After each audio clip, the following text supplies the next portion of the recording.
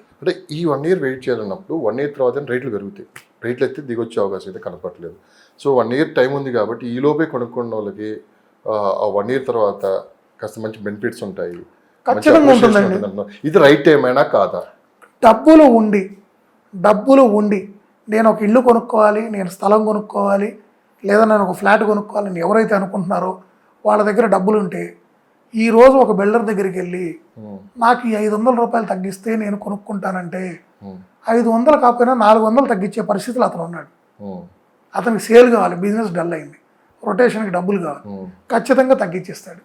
So మీరు ఆ 400 రూపాయలు బెనిఫిట్ అయ్యారా లేదా పర్ ఎస్ఎఫ్టీ? సో మీరు బెనిఫిట్ పొందుతారు. ఖచ్చితంగా మళ్ళీ చెప్తున్నాను, 1 ఇయర్ తర్వాత మళ్ళీ 10 to 20% రేట్లు పెరుగుతాయి కానీ తగ్గవు. ఏ లెక్కల ప్రకారం మీరు చెప్తున్నారు? మీకున్న సమాచారం మార్కెట్ను బేస్ చేసే చెప్తున్నానండి. ఏ లెక్కల ప్రకారం మార్కెట్లో ప్రైజెస్ అనేవి పెరుగుతూ వెళ్ళినాయో. మీరు 1 ఇయర్ క్రితం కూడా ఇదే చెప్పారు, మార్కెట్ అయితే తగ్గుదు, ప్రభుత్వాలతో సంబంధం లేదు మార్కెట్కి అన్నారు. కానీ ఎప్పుడైతే కొత్త ప్రభుత్వం వచ్చిందో అప్పటి నుంచి మళ్ళీ రియల్ ఎస్టేట్ మీద కాస్త ఎఫెక్ట్ పడిందని చెప్పి జనాల్లో చర్చ అయితే నడుస్తుంది. కానీ ఆ రోజు మీరు చెప్పింది అయితే ఈరోజు ఇది జరగట్లేదు. నెక్స్ట్ 1 ఇయర్ తర్వాత మార్కెట్ పెరిగిద్దని ఏ అంచనాలతో చెబుతున్నారు? ఎప్పుడైనా ఒకటి గుర్తుపెట్టుకోండి, మీకు ఇందాక అదే చెప్పాను, రియల్ ఎస్టేట్ అనేది ప్రతిరోజు ఉండే 365 చేసే 365 డేస్ జరిగే వ్యాపారం కాదు. రియల్ ఎస్టేట్లో ప్రజలు ఎప్పుడు ఇన్వెస్ట్ చేస్తారంటే వాళ్ళ సేవింగ్స్ పెరిగినప్పుడు, వాళ్ళ బిజినెస్లో వాళ్ళకు అనుకూలంగా వాళ్ళు అనుకున్న ఫలితాలకు వాళ్ళకు వచ్చి ఆ డబ్బు రిలీజ్ అయినప్పుడు, వాళ్ళు పెట్టిన పెట్టుబడులకు రిటర్న్స్ వచ్చినప్పుడు ఆ డబ్బుల్ని రియల్ ఎస్టేట్ రంగంలోకి మళ్ళిస్తారు. ఇది మొత్తం కార్పొరేట్. ఇక్కడ ఒక చిన్న మాట పూర్తిగా వినండి. ఇక్కడ మీరు ఎప్పుడైతే ఇది జరుగుతుందో మీరు రియల్ ఎస్టేట్ రంగాన్ని ఒక 5 ఏళ్ళు టర్మ్గా తీసుకోవాలి.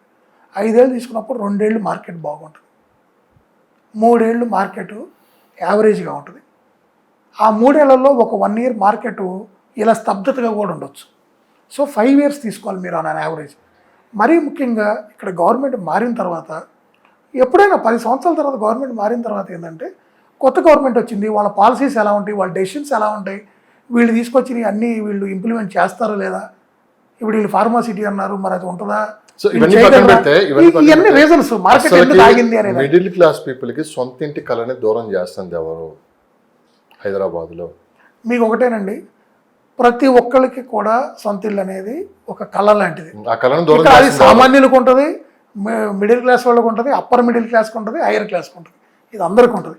కానీ ఇక్కడ హైదరాబాద్లో జరిగింది ఏంటంటే, మీరు బెంగళూరుని కనుక హైదరాబాద్ని కనుక కంపేర్ చేసుకుంటే, హైదరాబాద్లో జరిగింది ఏంటంటే ఈ high rise gated communities, luxury villas culture అనేది విపరీతంగా వెళ్ళిపోయింది. ప్రతి బిల్డర్ కూడా ఇలా చేసుకుంటే మార్కెట్ మనకు డబ్బు బాగా వస్తుంది, ఈ గేటెడ్ కమ్యూనిటీస్ ఇవన్నీ బాగా ఉన్నాయి, వీటికి డిమాండ్ ఎక్కువ ఉంటుంది, పెద్ద వాళ్ళు కూడా ఇవే ఎక్కువ చేస్తున్నారు ప్రాజెక్ట్స్, వీటిలో మనం ఒక 30-40% అమ్ముకున్నా కూడా మనం సేఫ్లో ఉంటాం, దీన్ని బాగా క్యాష్ చేసుకోవచ్చు మార్కెట్, ఇది కొత్త ట్రెండ్ అని చెప్పి దాంట్లోకి వెళ్ళారు. వీళ్ళందరూ అక్కడే ఈరోజు విఫలమై సఫర్ అవుతున్నారు. యాక్చువల్గా మిడిల్ క్లాస్ వాళ్ళని టార్గెట్ చేసి ఏ బిల్డర్ అయినా కనుక చేస్తే, ఇర్రెస్పెక్టివ్ ఆఫ్ మార్కెట్ కండిషన్స్, అది కరోనా టైం అయినా ఏ టైంలో అయినా సరే ఆ బిల్డర్ సర్వైవ్ అవుతాడు, అతనికి సేల్స్ వస్తాయి, మీకు ప్రతిరోజు ఇన్వెస్టర్ ఉంటాడు మీకు. ఎందుకంటే మిడిల్ క్లాస్ వాళ్ళు ఈరోజు మీరు గమనిస్తే 50 లక్షల నుంచి 70 లక్షల బడ్జెట్లో వాళ్ళు ఫ్లాట్ కావాలని ఎదురు చూస్తున్నారు. కానీ ఈరోజు ఆ బడ్జెట్లో ఫ్లాట్ ఇచ్చేవాళ్ళు ఉన్నారా? లేరు, అందరు గేటెడ్ కమ్యూనిటీస్ అన్నారు.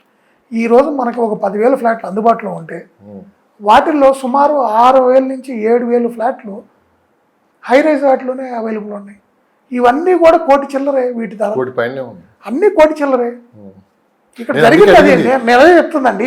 పెద్ద వాళ్ళందరూ 2 టవర్లు అవసరమైతే 4 పెట్టారు. అదేనండి వాళ్ళ అత్యాస, బిల్డర్స్ అత్యాస అండి. 2 టవర్స్ తప్పంటారు మీరు? ఎస్, బిల్డర్స్తే. మరి ప్రజలు ఎంతమంది ఉన్నారు మన జనాభా వాళ్ళకి తెలియదా? ఇప్పుడు ప్రతి 100 మందిలో ఎంతమంది డబ్బున్న వాళ్ళు ఉన్నారు, ఎంతమంది పేదవాళ్ళు ఉన్నారు, అసలు ఇల్లే కొనుక్కోలేని వాళ్ళు ఎంతమంది ఉన్నారు?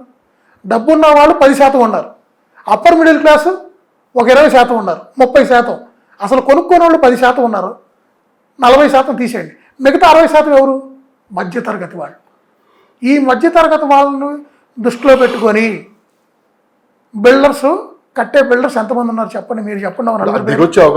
ఒకప్పుడు జన చైతన్య అని వాళ్ళు కట్టేవాళ్ళు, ఆయన కట్టేవాళ్ళు.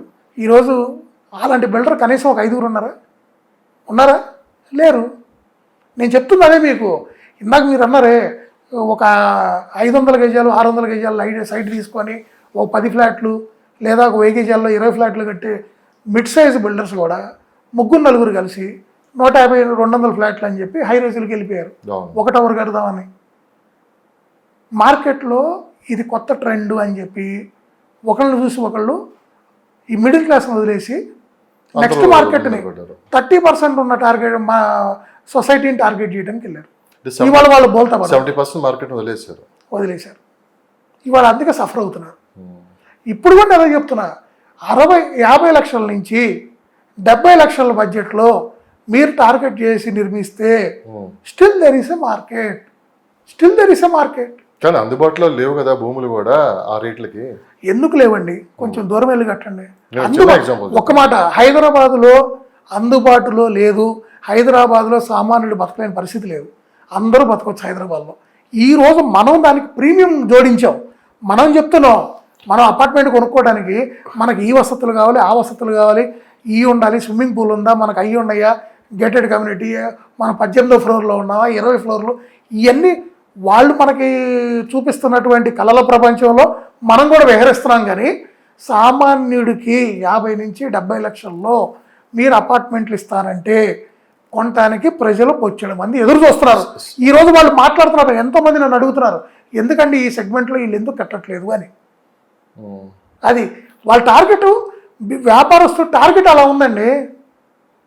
వ్యాపారస్తు టార్గెట్ అది. వాళ్ళు పెద్ద పెద్ద షాపింగ్ మాల్స్ పెడుతున్నారు, లక్షల ఎస్ఎఫ్టీలో పెడుతున్నారు, 500 రూపాయలు చీరలు అమ్మట్లేదు వాటిలో. ఎందుకు అమ్ముతున్నారు? వాళ్ళ రెంట్ ఎంత, ఆ మాల్ ఖరీదు ఎంత, వాళ్ళ మంత్లీ కరెంటు బిల్ ఎంత, వాళ్ళ టార్గెట్ ఏంది? ఆ మాల్ చూసి సామాన్యుడిని లోపల పిలవాలనా వద్దనా? మరి 500 రూపాయల చీర కూడా అక్కడ ఎందుకు పెట్టారు? వాళ్ళనే అడగండి మీరు. వాళ్ళ బిజినెస్లో 50,000 రూపాయలు, 1,00,000 రూపాయల చీరలు ఎన్ని అమ్ముతారు? ఈ 500 నుంచి 5,000 రూపాయల లోపల ఎన్ని అమ్ముతారు అడగండి. వాళ్ళు ఏం చెప్తారు?